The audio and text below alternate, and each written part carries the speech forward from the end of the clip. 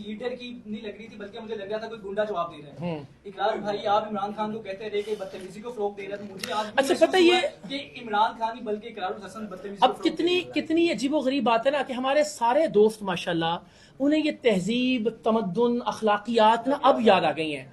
ये जब एक आदमी स्टेज पे बैठ के मौलाना को डीजल कहा करता था तब आपने कभी तनकीद नहीं की होगी उनके ऊपर। जब वो जो है वो चादर सी लपेट के महमूद अचकजई का मस्खरा बन के मजाक उड़ाता था तब किसी ने तनकीद नहीं की होगी उस शख्स के ऊपर। जब वो शख्स कहता था मरियम अपने शौहर के सामने मेरा नाम ना लेना, उसको शक, तब तो किसी ने तनकीद नहीं की उसके ऊपर। जब वो पंजाब का सबसे बड़ा डाकू कहता था एक आदमी को, फिर उसको वापस भी ले लिया। जब किसी को वो चपरासी कहता था, भाई खुदा का वास्ता है मयार और पैमाना तो एक रखे ना।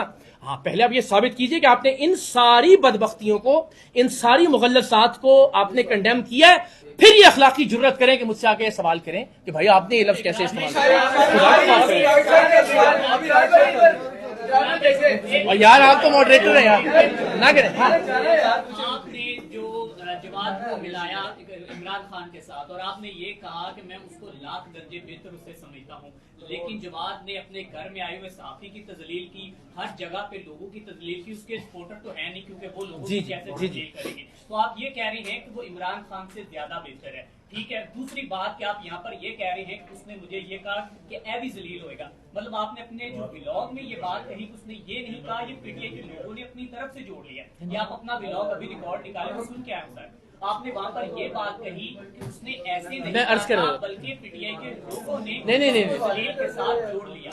तो इसमें मैं दो अर्ज कर देता हूँ। पहली जो बात आपने की ना, आपने